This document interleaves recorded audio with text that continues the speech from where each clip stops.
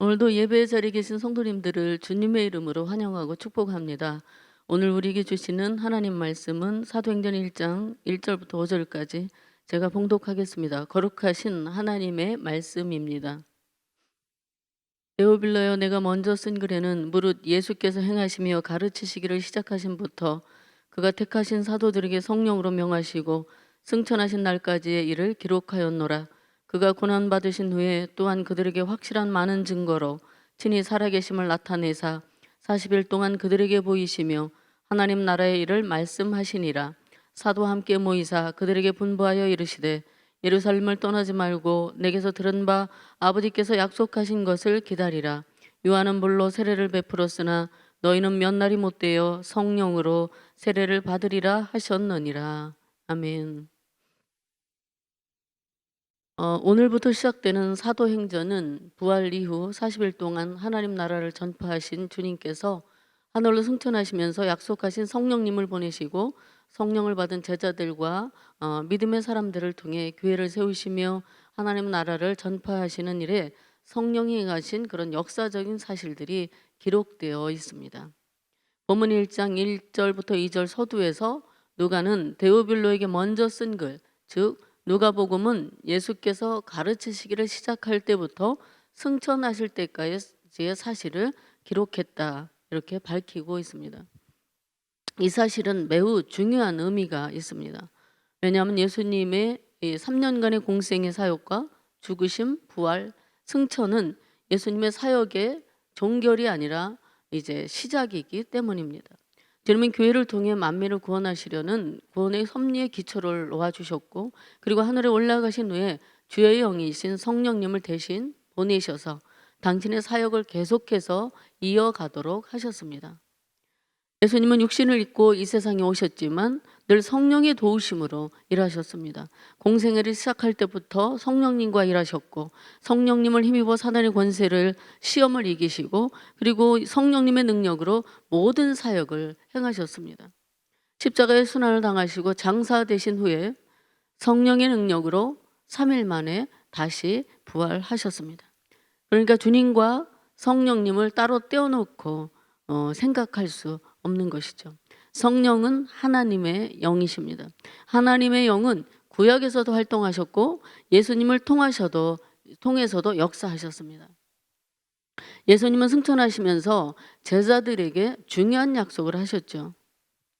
4절 말씀에 아버지의 약속하신 것을 기다리라, 이렇게 명령하셨습니다. 여기서 아버지 약속하신 것은 무엇입니까? 바로 5절에 나오는 성령 세례입니다. 성령이십니다. 그래서 주님은 고난당하시기 전에 제자들에게 당신이 하늘로 올려지신 후에 보혜사 성령을 보내주실 것을 약속하셨습니다. 그리고 성령이 믿는 자들에게 강림하실 것이라는 것은 이미 구약의 요엘서에 예언된 사실이죠. 그렇기 때문에 성령님을 아버지의 약속하신 것이라고 예수님이 말씀하신 것입니다. 그러면 예수님께서 약속하신 것을 받기 위해서 제자들에게 무엇을 하라고 하셨습니까? 4절 상반절에 보니까 첫째로 예루살렘을 떠나지 말라고 말씀하셨습니다. 갈릴리가 생활 중심인 제자들에게 왜 예수님은 갈릴리로 돌아가지 말고 예루살렘에 머물라고 했을까요? 그것은 예루살렘에 성전이 있었기 때문이죠.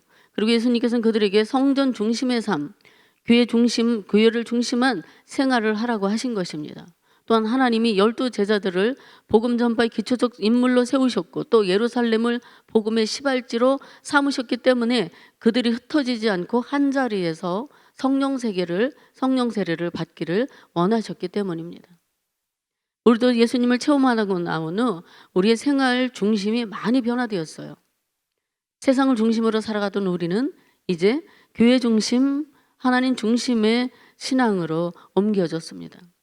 주님을 굳건하게 믿고 의지하며 살아가는 여러분들이 되셔서 결코 교회를 떠나는 일이 없기를 바랍니다. 두 번째, 예수님은 기다리라, 이렇게 말씀하셨습니다. 이 기다리라는 말씀은 약속하신 성령님을 보내실 때가 정해져 있기 때문입니다. 하나님은 범사에 때를 두고 일하시는 분이십니다.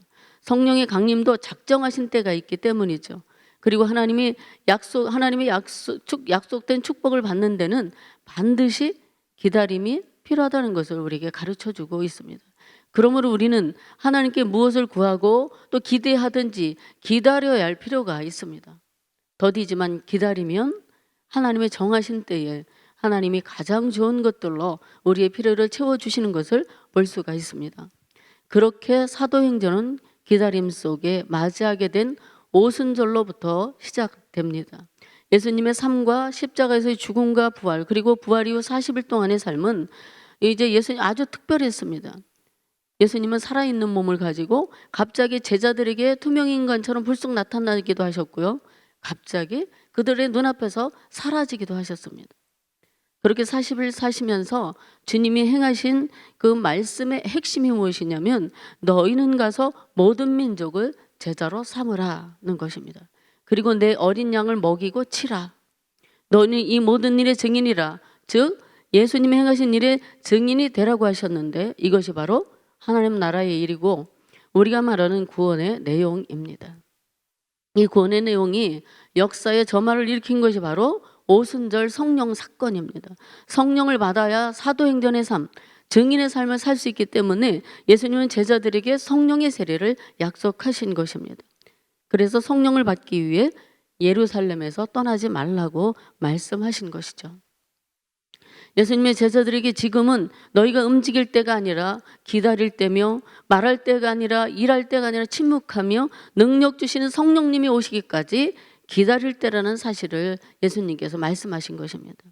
오순절에 임하신 성령의 세례를 통해 성령께서는 영구적으로 성도들 안에 내재하셨어요. 그리고 교회는 오순절 성령의 세례와 함께 시작된 것입니다. 요한은 물로 세례를 베풀었지만 오순절에 성령을 받은 주님의 제자들이 예수님의 이름으로 세례를 베풀며 안수할 때에 성령이 임하셨다는 사실과 성령의 역사를 앞으로 우리는 사도행전을 통해서 더 깊이 묵상하게 될 것입니다.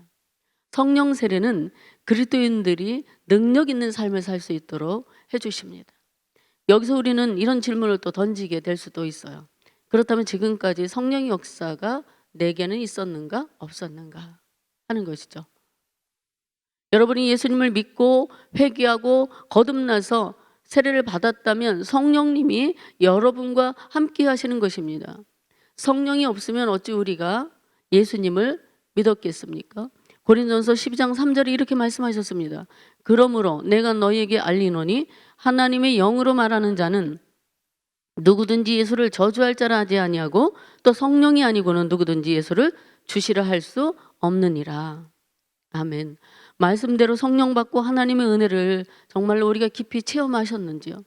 그렇지 않다면 하나님께 이렇게 기도했으면 좋겠어요. 하나님 나를 불쌍히 여겨주시고 긍휼히 여겨주셔서 정말 성령을 체험하고 나를 새로워지게 해달라고 기도해야 될 필요가 있습니다. 한번 구원받은 사람이 자꾸 구원받을 필요는 없습니다. 그건 우리가 인격적으로 주님을 믿고 영접할 때 하나님께서 주시는 일회적인 선물입니다. 성령도 믿을 때에 개인에게 한번 임하는 것입니다. 그런데 우리가 죄를 반복해서 지으면서 어떻게 됩니까? 구원의 느낌이, 구원의 확신이 우리에게서 사라지고 구원을 내가 받지 못한 것 같이 생각되는 것처럼 성령 세례를 받고 성령 체험을 했어도 성령의 은사를 계속해서 활용하지 않거나 우리가 죄 가운데에 있어서 성령님을 근심하게 하면 성령을 받지 않은 것 같이 점점 확신이 사라지게 되는 것이죠. 그래서 성령의 충만을 받으라고 말씀하시는 것입니다. 에베소서 4장 30절부터 31절을 보시면 성령을 근심하게 하지 말고 모든 악독과 노함과 분냄과 떠드는 것과 비방하는 것을 모든 악의와 함께 버리라 이렇게 말씀하셨어요. 성령님은 거룩하셔서 우리가 죄를 지으면 침묵하십니다. 그래서 마틴 로이드 존스는 성령은 걸어오셨지만 말을 타고 떠나신다 이렇게 청교도의 말을 인용을 했는데 그만큼 성령님은 민감하시다는 것이죠. 작은 일에도 슬퍼하는 분이시고 그러나 그분이 오시면 평안이 임하고 용기와 자신감과 이 성령의 전적인 다스림 속에서 세상이 줄 수 없는 평화를 누리게 되는 것입니다. 그러므로 우리를 정결하게 해달라고 우리를 불쌍히 여겨달라고 성령님의 역사를 위해 우리는 간구해야 합니다. 그리하면 영적으로 살아나도록 성령께서 도우실 것입니다. 능력을 주실 것입니다. 우리 안에 생수의 강이 흘러넘치게 하실 것입니다. 그리하여 성령 충만한 능력 있는 그리스도인으로 살아가게 하실 줄로 믿습니다. 성령이 우리 안에서 강력하게 활동하시면 어떻게 됩니까? 내가 정말 미워하는 사람, 용서할 수 없는 사람을 내가 용서할 수 있게 돼요.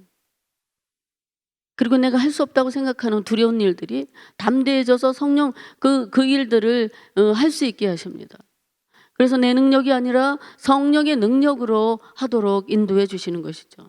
성령이 충만하면 불평하고 원망하던 우리를 감사와 기쁨이 넘치도록 가득하게 하십니다.